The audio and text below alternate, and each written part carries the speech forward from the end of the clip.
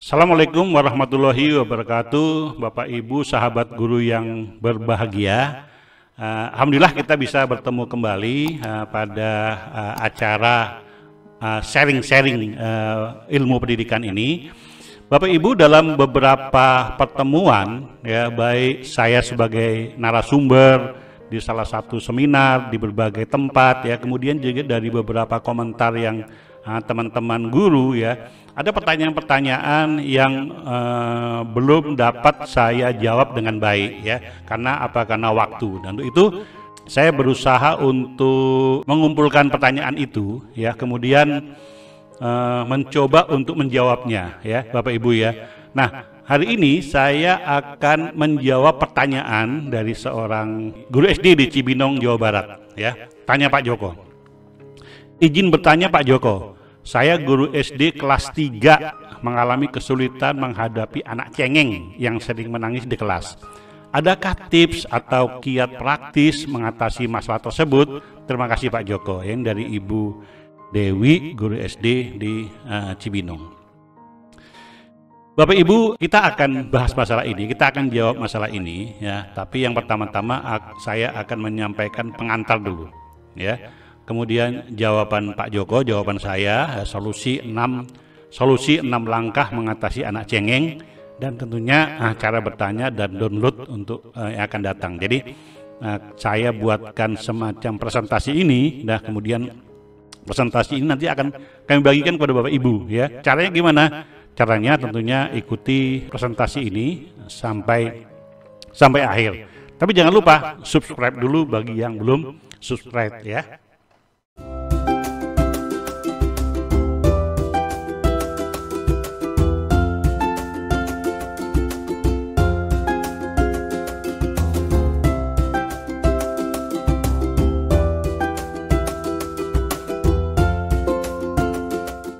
Kita mulai Bapak Ibu.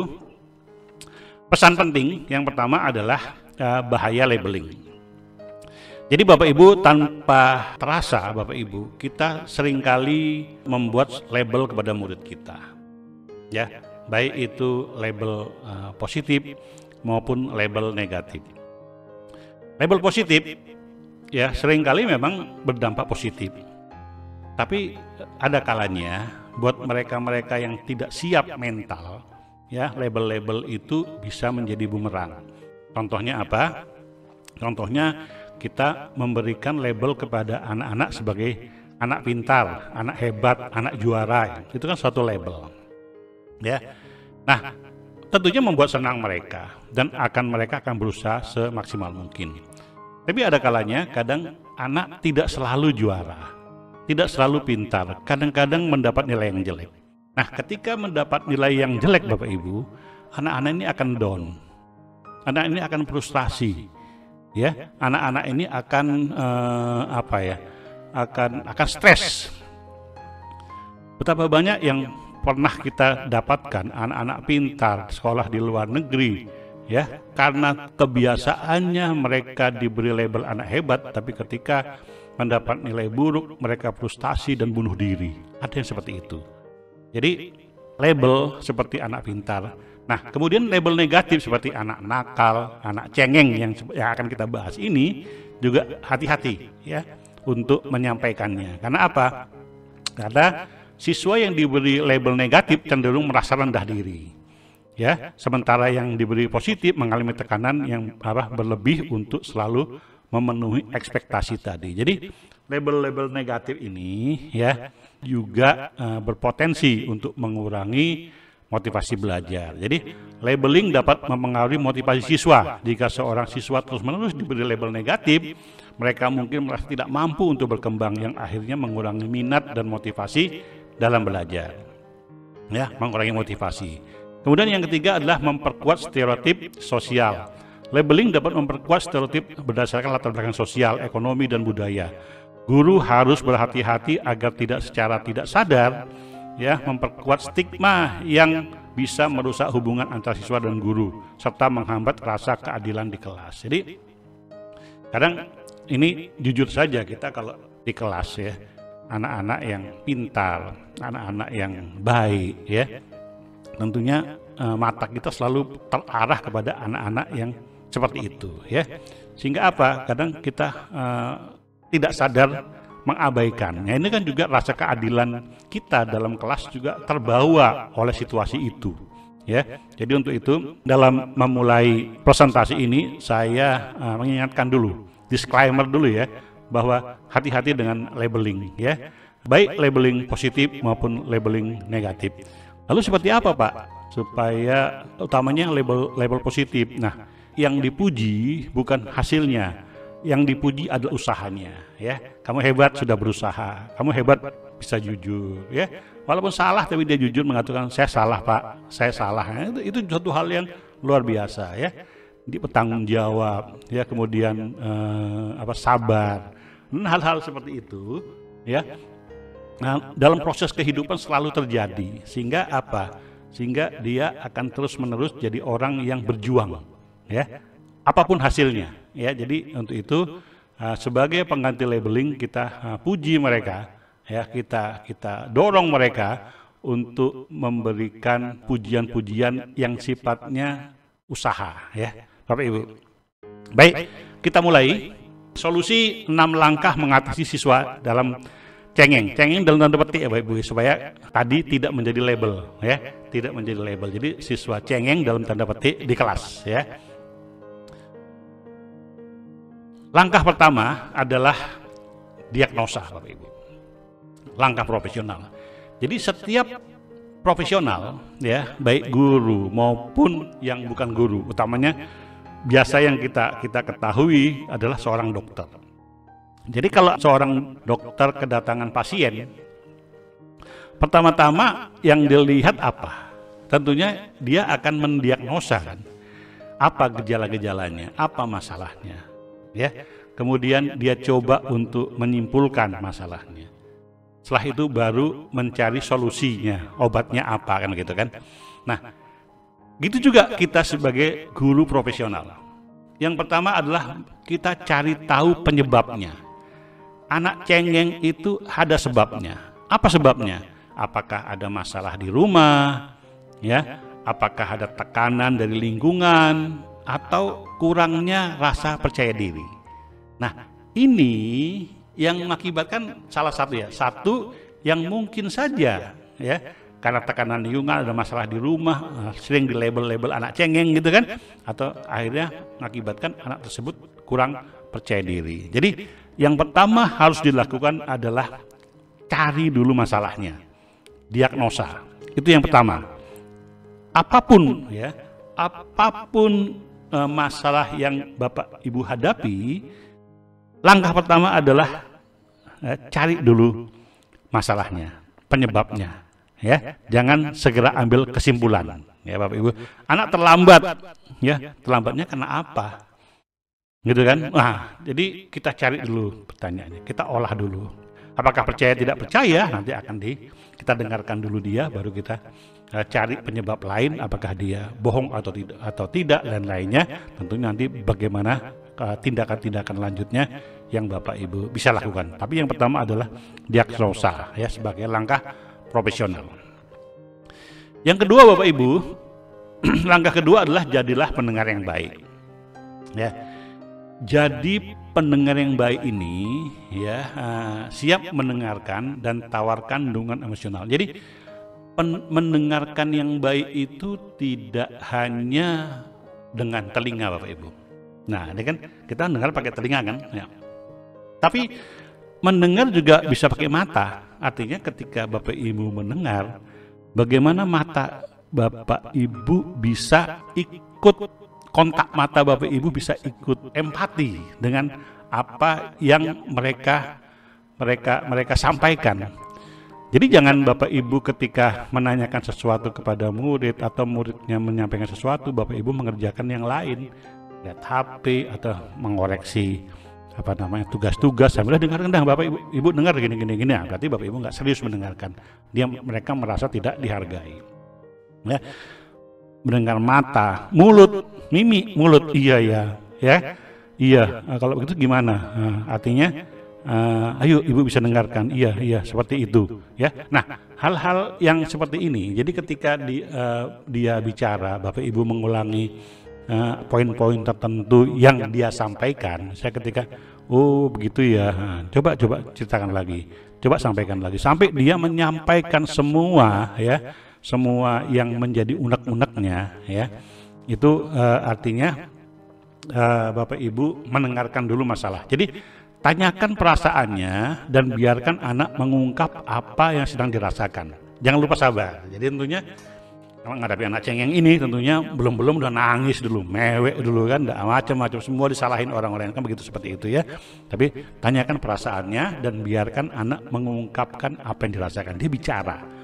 Jadi bagaimana kita ubah yang tadinya nangis menjadi bicara. Dengan bicara kita tahu masalah mereka, ya, masalah anak tersebut. Jadi biarkan mereka, ajarin mereka, latih mereka untuk mau bicara, ya. Jadi dengar yang baik dulu supaya apa?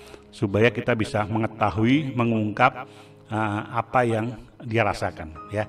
Ini tentunya memerlukan kesabaran yang luar biasa, Bapak Ibu ya. Langkah ketiga, Bapak Ibu, terapkan aturan jelas. Misalnya dorong anak untuk mengubah tangisan menjadi ungkapan perasaan dengan kata-kata. Jadi ini tadi seperti saya katakan tadi ya. Jadi aturannya Bapak Ibu adalah buat aturan bahwa di kelas kita belajar untuk berbicara tentang perasaan, bukan menangis. Ya kan? Artinya jadi buat aturan, sampaikan, berbicara dengan tentang perasaan Anda. Anda kesal, Anda sedih, ya, Anda marah, itu satu hal yang lumrah saja, ya. Nah, ketika mereka sampaikan seperti itu, bicara mereka itu, ya tentunya nanti kita buat aturan, ya, bahwa di kelas ini kita belajar berbicara tentang perasaan, ya, bukan menangis, sampaikan, ya. Jadi ini terapkan aturan seperti ini sehingga mereka tahu, walaupun sebenarnya tidak langsung nanti akan bisa efektif aturan ini, tapi setidaknya dia tahu bahwa bagaimana mengungkapkan perasaan itu ya jauh lebih baik daripada menangis, ya. Itu langkah ketiga. Sekarang langkah keempat. Langkah keempat adalah latih keterampilan mengelola emosi. Ajak anak berlatih pernapasan dalam atau hitung sampai 10. Berikan afirmasi positif, saya berani, saya hebat, saya pintar. Nah, itu boleh hal seperti itu ya, misalkan saya berani, saya hebat, saya pintar, untuk memperkuat kepercayaan diri. Jadi begini Bapak Ibu, setiap anak datang dengan situasi yang menangis, ya, kemudian diam dulu, coba bicara. Jadi setiap dia mau menangis, ya, latih. Tarik napas dalam-dalam, tarik napas dalam-dalam, hembuskan, saya berani, ya, saya bisa, saya hebat, gitu kan, afirmasi positif. Terus sampai saya berani, saya bisa, ya, saya hebat. Terus menerus seperti itu, paling tidak 10 kali, hitung sampai 10, 1, 2, 3, 4, 5, 6, 10. Artinya ketika itu dilakukan berulang-ulang Bapak Ibu, itu dapat mengurangi beban emosi, ya. Sehingga apa yang dirasakan, emosi-emosi yang tekanan-tekanan dalam dada mereka itu akan ini. Dan itu berlangsung kepada siapa saja, termasuk kita juga, gitu ya. Kalau kita lagi emosi, teman-teman lagi jengkel apa segala, berhenti sejenak, ya, atur pernapasan, latihan pernapasan. Tarik napas dalam-dalam, kemudian hembuskan pelan-pelan. Saya bisa, saya berani. Kalau memang anak seperti itu, kalau Bapak Ibu ya tentunya saya bisa, sabar. Saya bisa menangani ini, masalah ini, dan seterusnya, sampaikan seperti itu. Nah, ini untuk memperkuat kepercayaan diri kita, untuk memantapkan emosi kita, memantapkan diri kita, ya. Sehingga apa?